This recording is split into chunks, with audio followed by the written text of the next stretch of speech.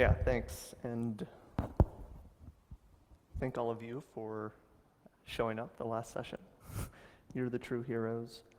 So I'm Blake. I work at Cisco. I work in it's called the Advanced Security Research Team. I don't work on any products. A lot of the stuff that I do gets filtered into products. So I work with those teams, but nothing direct. And today I'm going to talk about TLS fingerprinting.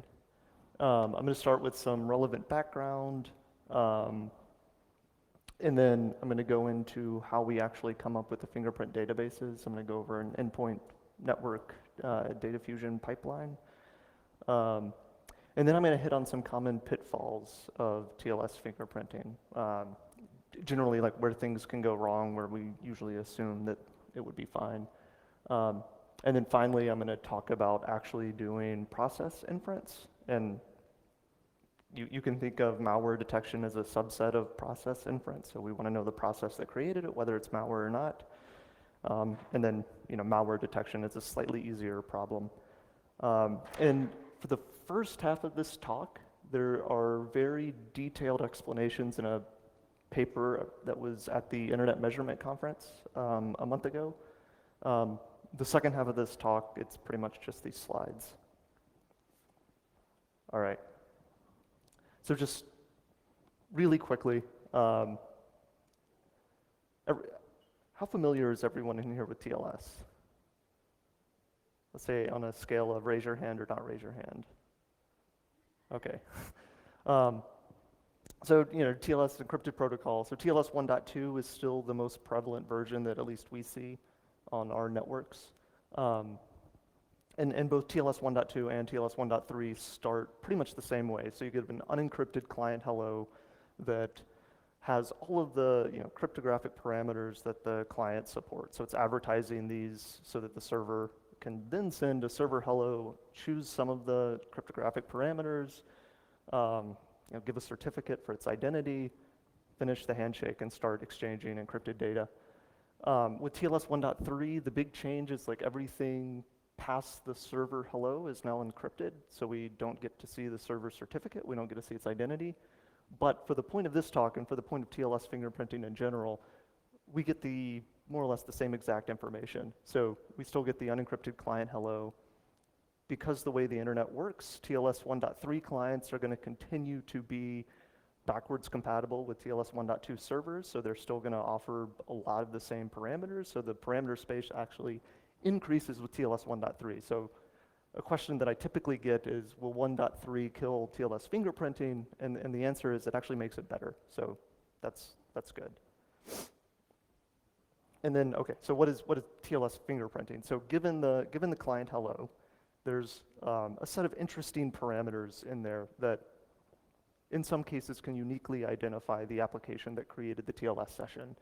So on the left, we basically want to define some function A or find some function A that can take the parameters from the client hello. These are like the protocol versions, so 0303 is TLS 1.2. A set of cipher suites, and so these are the algorithms that define the bulk encryption algorithm, key exchange, authentication. So each one of those 2-byte hex codes defines a suite of ciphers, a cipher suite. And so they're really interesting. So the parameter space is relatively large. So IANA defines about 400 cipher suites, and then people can define their own. There's experimental ranges. It's also ordered, so it's ordered in the preference of the client. So there's a lot of information in the list of cipher suites. And then there's extensions. So these things, a really common one is server name. So I have an extension for server name. I tell the cloud provider that I want to talk to news.google.com instead of google.com. So so my requests can get routed to the proper backend, make things a little more efficient for the front end servers. But there's a lot of other extensions. TLS 1.3 introduced a couple of interesting ones, including supported versions. So the client can support TLS 1.3, 1.2. All of that information is in that extension. And then there's draft versions of TLS 1.3 where it was really interesting. Okay, so stepping back for a second, we have all of that really interesting information on the left. We want to get a function A that maps that to some set of labels. And these are some of the labels on the right. And this is what people typically talk about when they talk about TLS fingerprinting. I want to know whether, what's the name of the process that created it? That's probably the most common. Adding a little more specificity, like what's the exact version number of the process that created it? You can think if you're interested in vulnerable applications running on your network or malware, you would be interested in knowing the SHA-256 of the application that created the TLS session. And then there's some other metadata, like the category, is this a browser, is this a VPN agent? And finally, the operating system information. So this is the promise of TLS fingerprinting. This is like what we want to achieve, what we want to do. It turns out that with just the information on the left, there is too much ambiguity to get to the labels on the right in the majority of cases. So the majority of unique TLS fingerprints do not uniquely map to those things on the right. And so that's what I would say the big flaw is with just using the TLS parameters in the client hello. Okay, and so this is kind of more mechanics, but when you're thinking about online fingerprinting, you pretty much want a system that kind of looks like this. So for each packet that you get, you want to perform some kind of protocol identification. So is this packet a TLS client hello? Because if it's not, I'm not going to do TLS fingerprinting. And then you have a protocol-specific extractor. So for TLS fingerprints, if it is a client hello, I have a well-defined function to take that packet data and spit out my TLS fingerprint in the correct form. And from that point, it's kind of depending on the use case that you want to do, you can either store the fingerprints for later analysis, or you can use a fingerprint database. So you've done a lot of work, a lot of background work, come up with a really good fingerprint database. So you have the fingerprint, and you want to try to see if there are any exact matches in your fingerprint database. So in many cases, this works if you have a good fingerprint database. If you don't have a good fingerprint database, or you don't have a fingerprint database at all, I would probably say the results of TLS fingerprinting would be suspect. There are some interesting things you can do with prevalence, but this really does rely on a kind of very deep ground truth. But as I'll talk about in a little bit, the exact matches don't always work. So you're not always going to get an exact match in your fingerprint database, no matter how good your fingerprint database is. So in our system, we take the exact matcher. If it fails, we go to an approximate matcher. So we have an approximate matching scheme. And then you can cache those results, so you can do it a little quicker. And then we have two primary tools that do this that are currently open sourced. So they're both variants of Mercury. The main tool, Mercury, is written in C and a little bit of C++. It was designed to be very quick. So before Mercury, we did some flow-based analysis. And the primary tool was called Joy. And so we wrote that, and we had a lot of problems scaling up to the data rates that we were really interested in. So it kind of topped out at 1 gigabit per second. So Mercury takes a slightly different philosophy where we don't keep flow state. We analyze packets more or less independently, which is perfect for most types of fingerprinting, definitely TLS fingerprinting. There are minimal dependencies, so as long as you have a relatively recent version of the Linux kernel, like I think probably within the past 10 years, you should be able to get it to run. And in our test, it's on not unbelievable hardware. It was able to get about 20 gigabits per second using like around 150% CPU utilization, but a lot of memory. The second tool, pmercury, is a Python package, and the main goal of that is to prototype new features, because prototyping in Python is a lot easier than C. Actually, everything is easier in Python than C.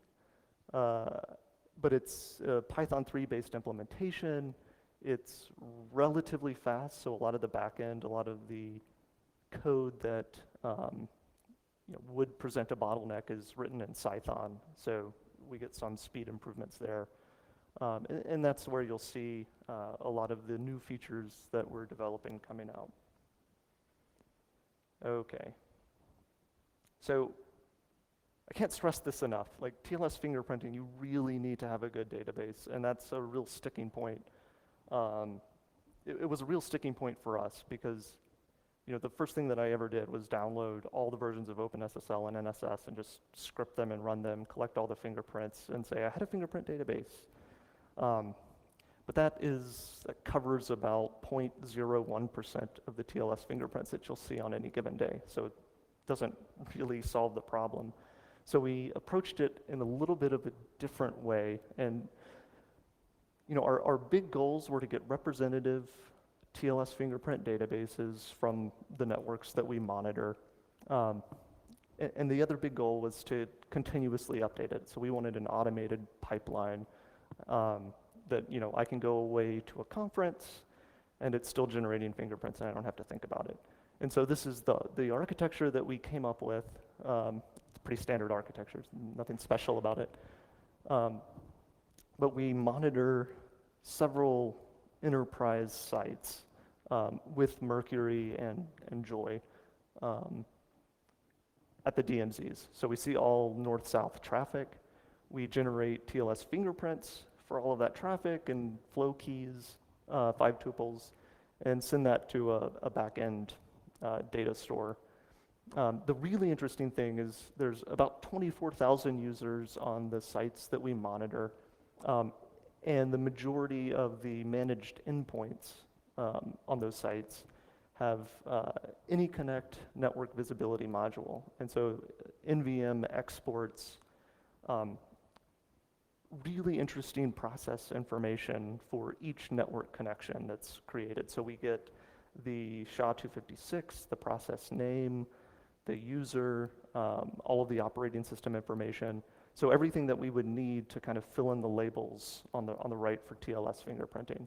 So we kind of piggyback off of the incident response team's monitoring infrastructure, and send that data to our data store, and then we run a Spark big data fusion. So we match on the flow keys and the timestamp, and at the end of the process, what we have is more or less a super NetFlow record where we have the 5 tuple information, we have our TLS fingerprint, but we also have unbelievably good ground truth for the process, the environment that connection came from. So it's really strong. So there's 24,000 users. We made it a point to focus on sites that were distributed across the world, so we would get some kind of geographical diversity, which turns out to be really important. The one extreme bias, this is actually the one reason it's not great, is that it's primarily OS X and Windows. So those are the majority of the managed endpoints. We have it's not an entirely small Linux subset, but it is relative to the OS X and Windows. And we have almost no data on Android and iOS. So we're missing mobile and IoT. The interesting thing, despite those biases, we also kind of recreate this pipeline for the artifacts of a malware analysis sandbox. So we have a system at Cisco that collects a lot of unique malware samples every day. I think the ones that we're currently analyzing is about 40,000 new malware samples a day. And it generates a packet capture and an analysis report. And so the analysis report is more or less like our NVM records, and the PCAP is more or less like our live capture. So we're able to generate the same exact data so that we can now get a fingerprint database that not only has benign applications, but we're able to get a lot of interesting malicious applications. Interesting malicious applications, and it's still automatically updating. So every day we get new ones.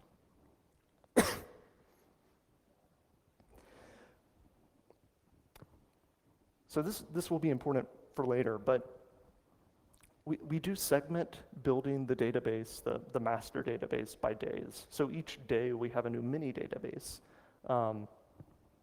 In the mini databases, this is really interesting if you're doing things like measurement studies. So you want to see, how's malware changing? What new TLS fingerprints is it using? What's the prevalence of TLS 1.3 in our network?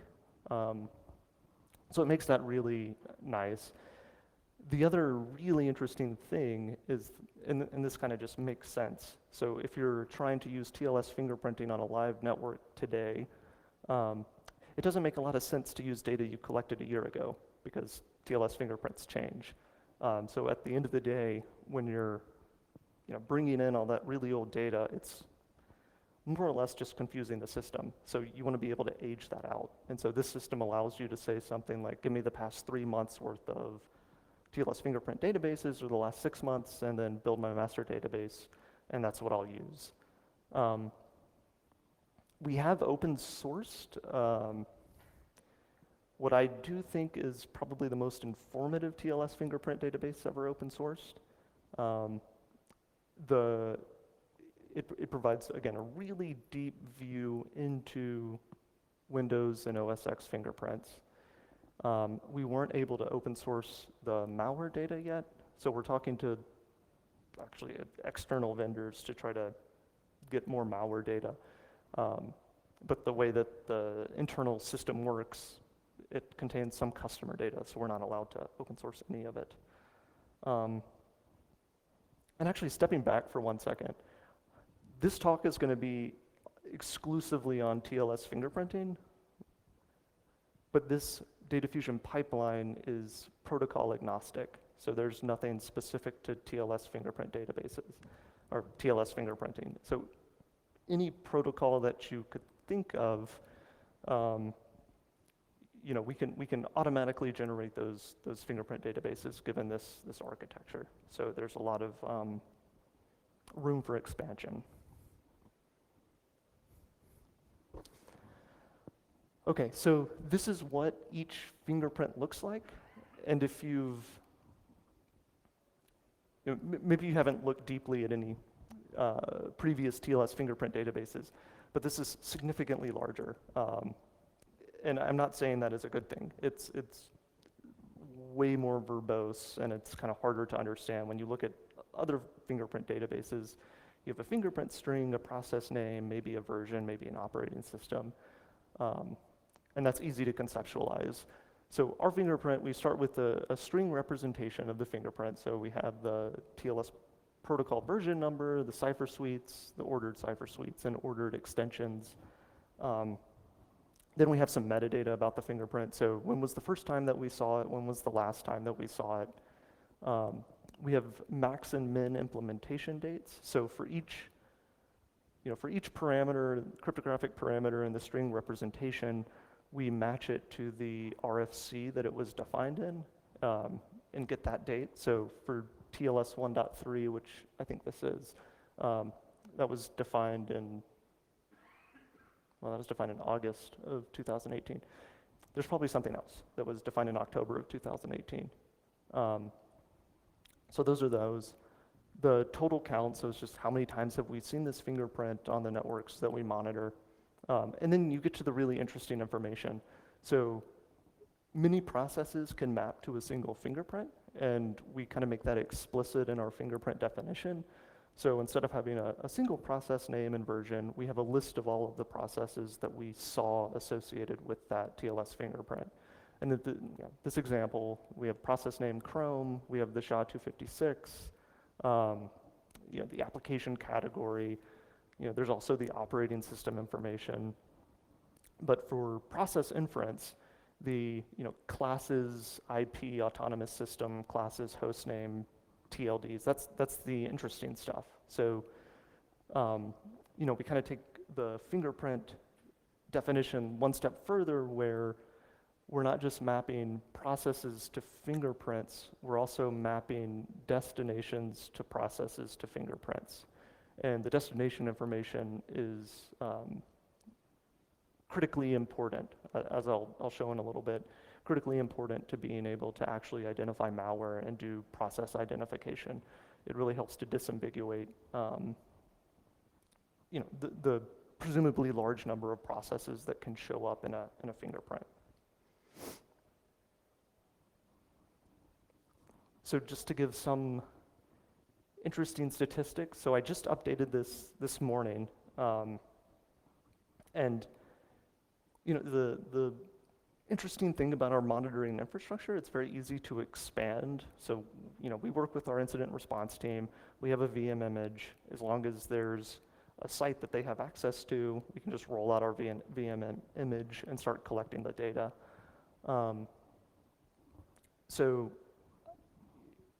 I had a similar set of statistics a month ago, and the total number of fingerprints was 70,000.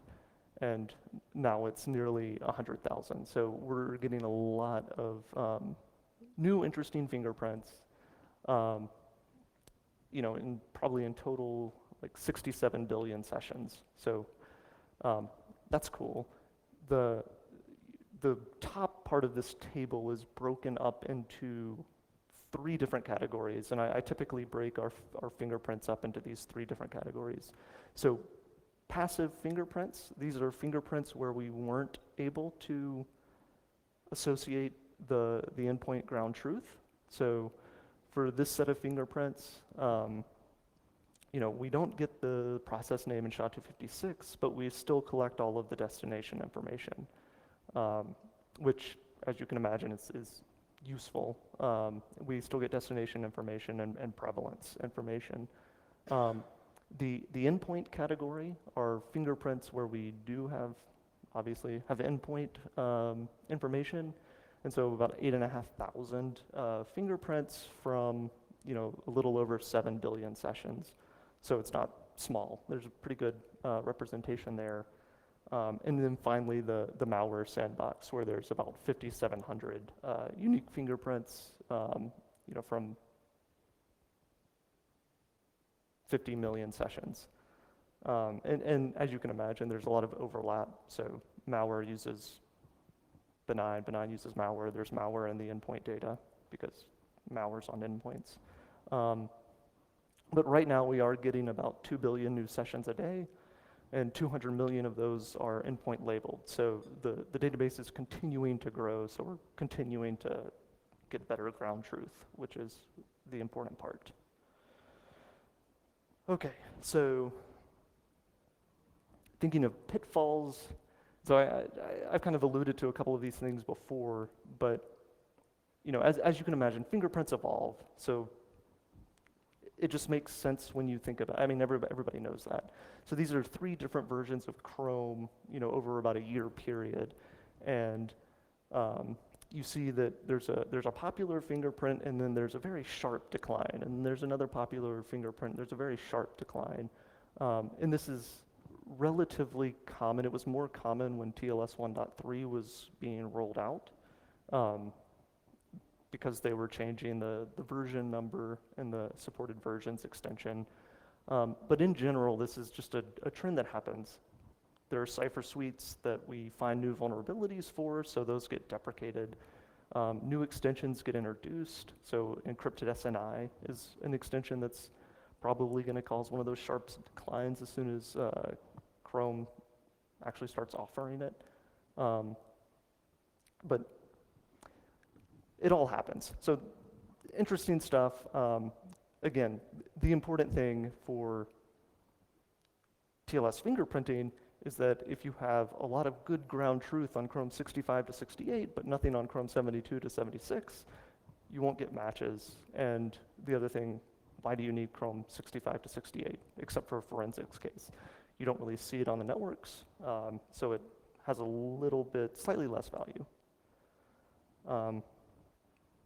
And so this is just kind of assuming or what should I say? Each one of those colored blocks is the percentage of traffic from a particular class of applications. And I think the important takeaway is that a year ago or 2 years ago, the majority of the TLS traffic that we saw was coming from browsers. So Chrome, Firefox, Safari, Internet Explorer, those were the big applications creating TLS fingerprints. More recently, that's gotten significantly more diverse. And that has a lot of really interesting implications for malware detection. So browser fingerprints are typically, they typically look a little bit different than non-browser fingerprints. So when you have something like malware using default OpenSSL creating TLS connections, that's relatively unique. But today, that's not unique at all because there are a lot more applications that are not the standard browsing applications that are creating TLS connections. So it's a little bit easier for malware to hide in the noise. And this table just kind of goes over like how many processes are we seeing per fingerprint. And like I was saying, browsers are kind of a special case. So on average, if you take a Chrome fingerprint or a fingerprint associated with Firefox, there's going to be 22 unique versions of that application with that fingerprint.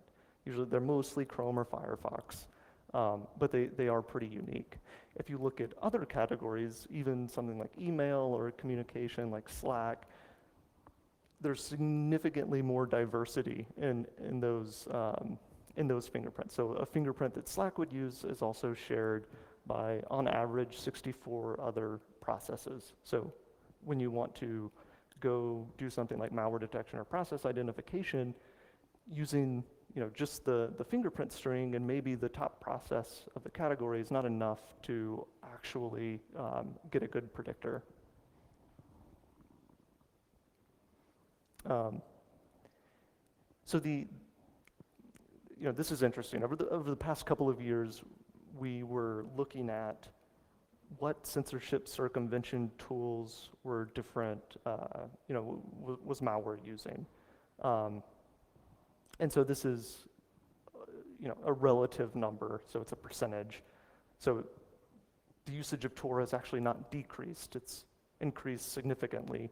But on the flip side, the usage of TLS in general has just increased significantly. So we see a lot of applications, a lot of malware families using TLS in a lot of ways.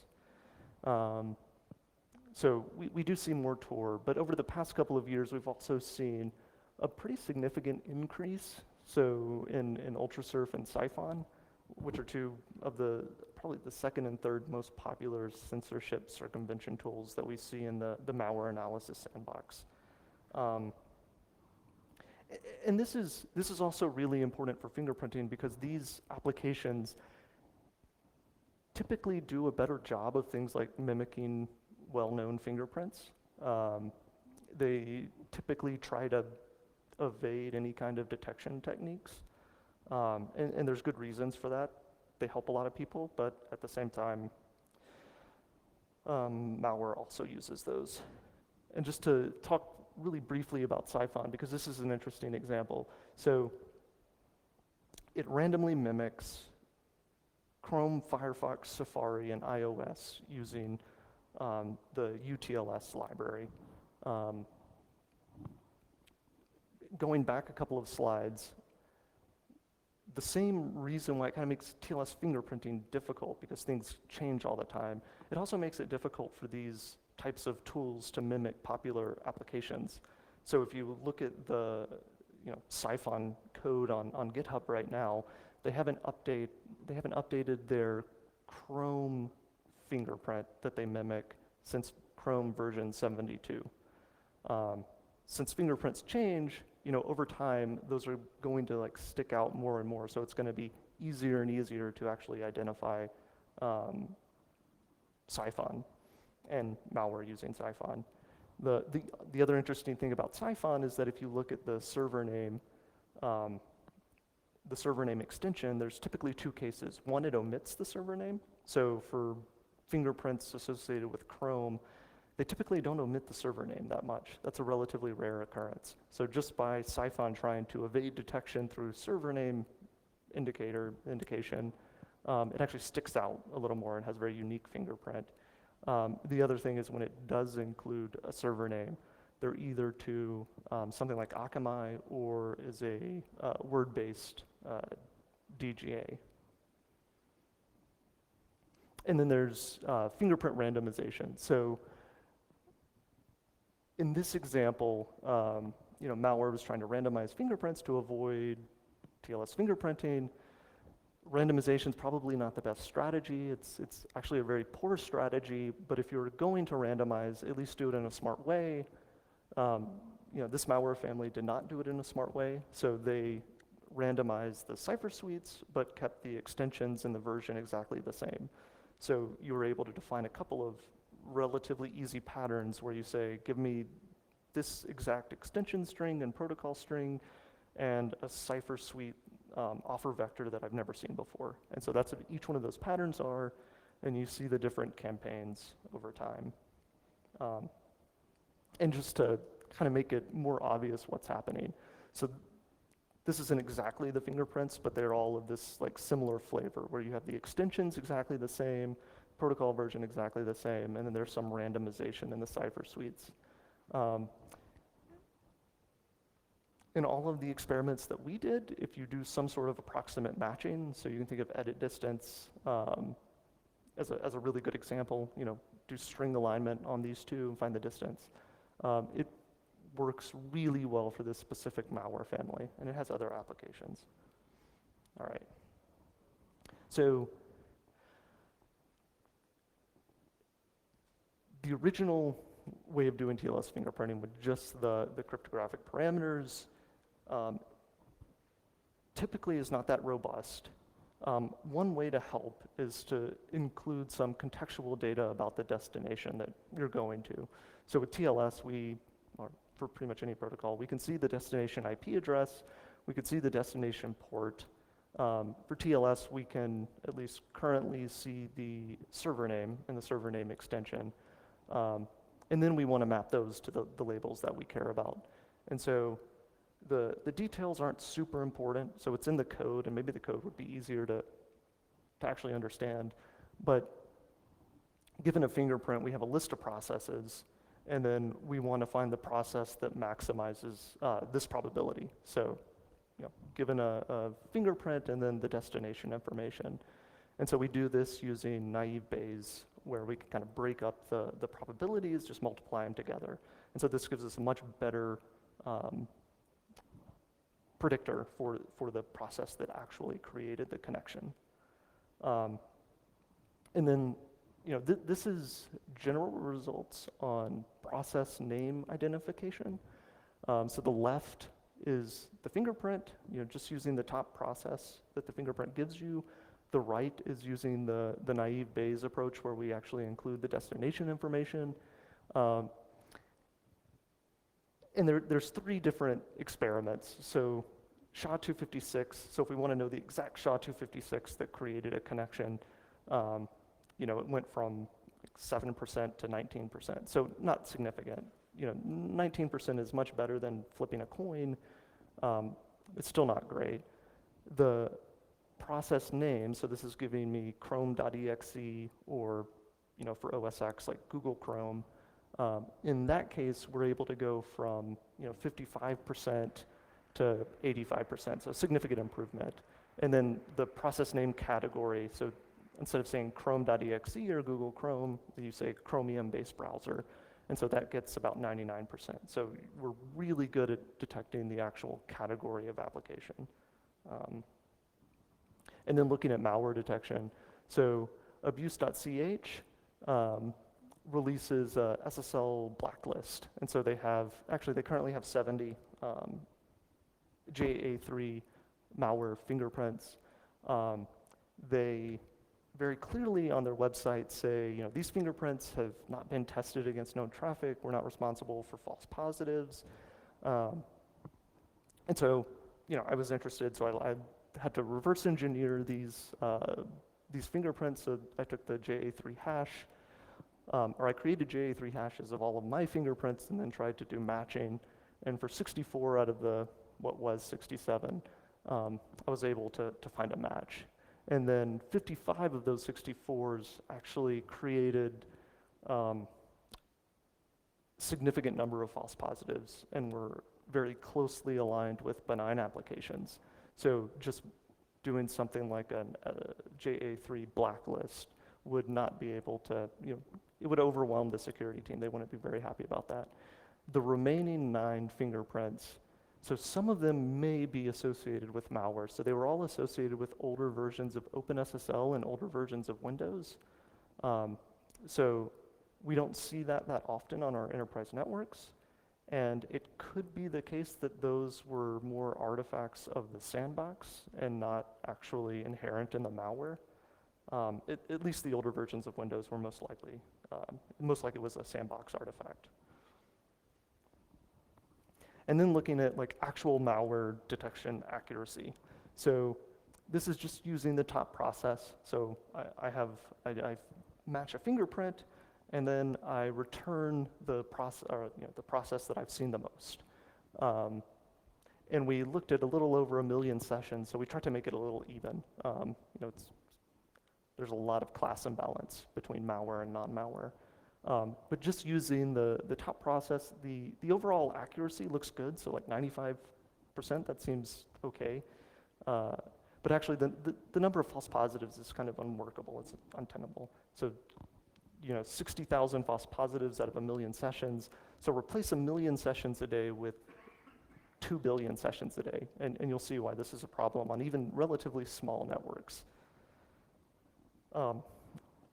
But it's interesting. So when we add in the destination information, we use the naive Bayes algorithm, we're able to get really good accuracy, really push down the number of false positives, still some false negatives, and those are trickier malware. They're either trickier malware or labeling mistakes. But we were able to significantly improve the system using that approach. And then just overall conclusions. So I think TLS fingerprinting is an incredibly valuable tool. There are certainly cases where just using the fingerprint string can give you the desired results. It is not foolproof though. And so I think it's super important that you kind of want to follow like 2 main rules. So number 1, you have to keep an up-to-date database. So using a database from 2 years ago or 5 years ago is not going to be applicable to any real-world network that you're currently monitoring. And the second important rule is you have to use additional data outside of the client hello. So the server name, the destination IP address and port are the obvious ones, but you can think of using other things that could also improve the performance. So there's a lot of room to grow, but certainly a fingerprint string by itself with an outdated database is not going to actually catch realistic malware on your network. And I think that's it.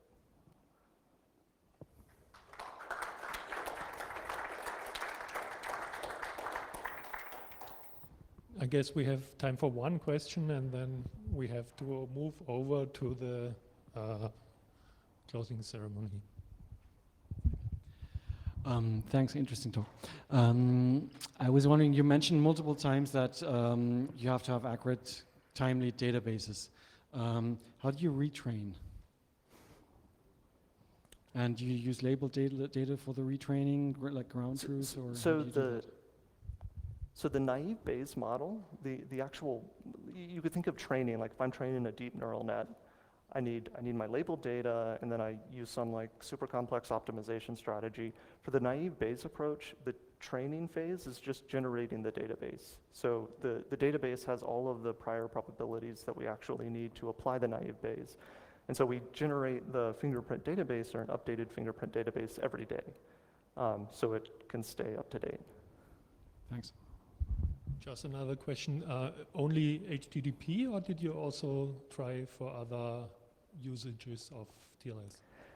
So the database represents all usage, everything. So we've seen IMAP, SFTP, RDP.